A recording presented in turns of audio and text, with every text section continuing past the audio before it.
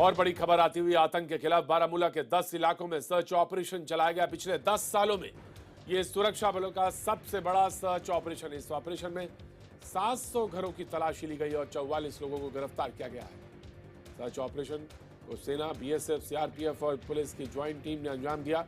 गिरफ्तार किए गए लोगों पर आतंकी गतिविधियों में शामिल होने का आरोप है। इन लोगों के पास से पाकिस्तान और चीन के झंडे भी बरामद किए गए। साथ ही आतंकी संगठन लश्कर और जैश के लेटरहेड भी मिले हैं। 10 सालों का सबसे बड़ा सर्च ऑपरेशन तलाशी अभियान, जिसमें पैरामिलिट्री फोर्सेस और बारामूला में सर्च ऑपरेशन सबसे बड़ा सर्च ऑपरेशन पिछले 10 सालों का बताया जा रहा है, जिसमें पैरामिलिट्री फोर्सेस के अलावा राज्य पुलिस भी शामिल है। आपको बताते हैं सिलसिलेवार तरीके से सर्च ऑपरेशन को कैसे अंजाम दिया गया। बारामूला के 10 इलाकों में सर्च ऑपरेशन। बारामूला के 700 घरों में तलाशी ली गई। सेना, बीएसएफ, सीआरपीएफ और पुलिस का ज्वाइंट ऑपरेशन है। पिछले 10 सालों में पहली बार इतना बड़ा ऑपरेशन बताया गया। सर्च ऑपरेशन के दौरान 44 लोगों को गिरफ्तार कर उन्हें आतंकी गतिविधियों में शामिल होने का उन पर आरोप है। ऑपरेशन में कई संदिग्ध ठिकानों का पता चला। सर्च ऑपरेशन के दौरान पूरा इलाका सील किया गया। पाकिस्तान और चीन के झंडे भी बरामद हुए हैं घरों से। आतंकी संगठन लश्कर और जैश के लेटर पैड भी सर्च ऑपरेशन में मिले हैं। पेट्रोल बम बरामद हुआ है। पुलिस का दावा है कि आतंकियों के छिपने की खबर थी। सर्च ऑपरेशन पर लश्कर ने एसएचओ को धमकी दी। रिफत हमारे साथ, हमारे सहयोगी जुड़ रहे हैं और ज्यादा जानकारी के लिए। रिफत, ये जो धमकी वाली बात है एसएचओ को, ये क्या जानना जरूरी है कि किस तरह की धमकी दी है लश्कर ने?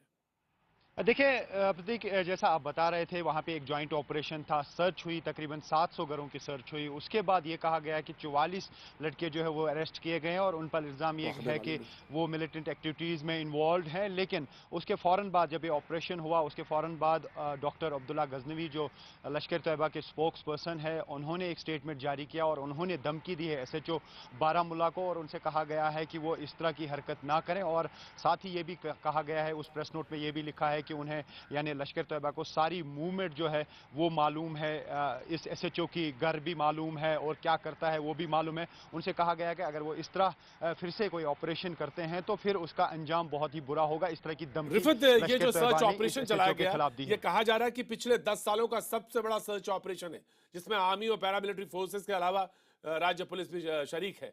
तो 700 घरों को कैसे सर्च ऑपरेशन में शामिल किया गया और क्या कुछ जानकारी हासिल हो पाई है रिफत? देखिए, जब यहाँ मिलिटेंसी शुरू हुई उसके बाद क्रैकडाउन होता था, पूरे एरिया को मुहासरे में लिया जाता था। उसके बाद घर घर सर्च होती थी और उसके बाद जो है देखा जाता था कहीं मिलिटेंट प्रेजेंट तो नहीं है। इस तरह के ऑपरेशंस बहुत पहले होते थे, लेकिन उसके बाद जब स्पेसिफिक इंफॉर्मेशन मिलना शुरू हो गई सिक्योरिटी एजेंसीज को मिलिटेंट्स की प्रेजेंस के मुतालिक, तो वो उसी एरिया को कॉर्डन करते थे, उसी घर तक पहुंचते थे। वो लोकल जो है सोर्सेज उन्होंने डेवलप किए थे। लेकिन अब चूंकि अनरेस्ट जब से चल रहा था, तो माना यह जा रहा था कि अब इस तरह के ऑपरेशंस अब नहीं चल रहे थे। तो लेकिन इस तरह का ऑपरेशन जो है जॉइंट ऑपरेशन था। हालांकि कोशिश ये भी थी उसमें कि जो स्टोन पेल्टिंग वगैरह में मुलव्वस है लड़के, उन्हें गिरफ्तार किया जाए। लेकिन जिस तरह का ये स्टेटमेंट आया है उसमें ये इल्जाम लगाया गया है कि 44 लड़के ऐसे हैं जिनके खिलाफ इस तरह का ये कहा जा रहा है कि वो मिलिटेंसी रिलेटेड एक्टिविटीज में मुलव्वस हैं। और ये भी कहा गया है कि कुछ लेटर हेड्स जो हैं, चाहे लश्कर तैयबा के हैं या दीगर मिलिटेंट तंजीमों के हैं, वो भी रिकवर हुए और पेट्रोल बॉम्ब्स भी रिकवर हुए।